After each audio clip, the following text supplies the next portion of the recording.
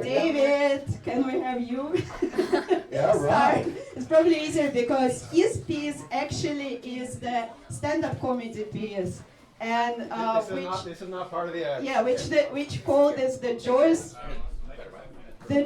of the commute by David. No, both are good, but Can I announce you? Sure. The Joys of the Commute by David. David is telling us that this is actually his first time doing stand-up in over 10 years. And he's really hoping that he is still funny, and hopefully he was funny 10 years ago. So give a round of applause for David, please.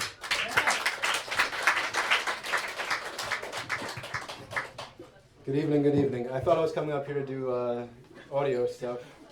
Not multifaceted. It's a good thing I don't have a script, because if I did, I would have left it back there. All right.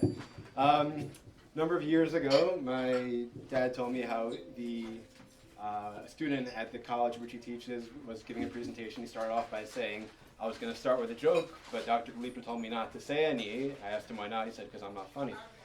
So I learned that oftentimes in life, the funniest thing we can do is just be ourselves. And so for tonight, for the next 4 minutes and 42 seconds or so, I wanted to just share some personal stories. Is the volume okay? Yeah. Hold it closer? Okay. Closer, you need to be louder. Yeah. Thank you. All right, thank you, Wendy. You're welcome. Sound expert. All right. So just a few personal stories about hopefully relatable concept, commuting, something that we've all done. And in the spirit of the Vegans Got Talent, I want to start off talking about cycling, my preferred means of transportation over great distances. So around 14 years ago or so, I was training for a trip out to Montauk, basically cycling from Brooklyn to Montauk, the length of geographical Long Island. And basically I was adding on like 5 miles a day. It's like every Sunday I was adding on 5 miles, so I had 10 miles longer each trip. And I was like on my way to Gilgo Beach. I was near like Lido Beach at this point, and a ranger pulls up into the shoulder ahead of me, sticks his hand out the window, and motions for me to stop. So I'm on a bicycle. It's the first time I'm getting pulled over, period. I'm like, okay. So basically, get my bicycle up next to his vehicle, I stop.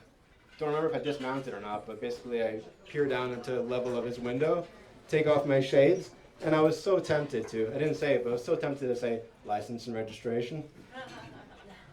So tempted. But anyway, he's like, what are you doing riding your bike on a parkway? And I'm just like, huh? Like, that's a strange pickup line. But anyway, it's just like, how do you respond to that? It's like, why are you wearing shorts?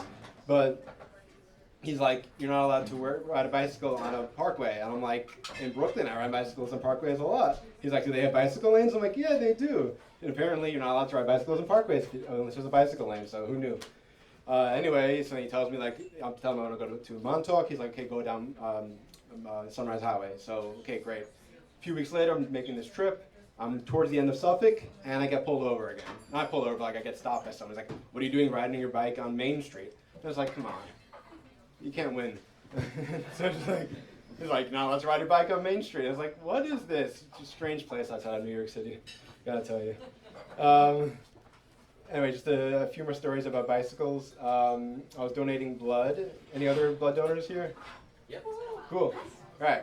So we were just talking about the police. They have their Miranda rights, and when you donate blood, they have their Miranda rights. So as they're wrapping you up at the end, they're basically like, no smoking for the next 6 hours, no heavy lifting for the rest of the day, consume plenty of liquids for the next 2 days. They got this whole list they just list out. So that's happening. Okay, I leave cycling back home, and I pass a woman. She's hailing a taxi cab. She got her hand out. I call out I high five her, and I just ride by. And then I don't remember if it was before or afterwards, then I passed this moving truck, and it's got like 4 people trying to load one of those big industrial fridges onto it. Those big ones. And I'm like, no, they look like they could use a hand, so I basically pull my bicycle over, lean it against something, and I'm helping them on with a big, heavy refrigerator, and in my mind, I'm hearing that echo, no heavy lifting, and I'm just like, yeah, whatever. But it's a great world out there. I don't want to go over 5 minutes, and I'm not sure how long I've been going, so I just want to stop it here, but thank you all for being a great audience. I'm here till Wednesday. And why did you choose this nonprofit? Tell us a little bit about it. It's a nonprofit that Nature Conservancy, yeah. They help out doing it's preserving nature, nature lands, helping out the animals, the wildlife, the plants in the area. So it's an important thing for the wildlife in not just locally. Thank you so much. Thank you, David. Thank you, man. Right on. All right. So, Oh, hi. there you go. Take that Okay, back. now Natalie is ready for us. Should We're I really put it excited. here or? However you feel comfortable, the most comfortable. Okay, All right. let's do You're it. gonna hit your. Or shall I? Okay.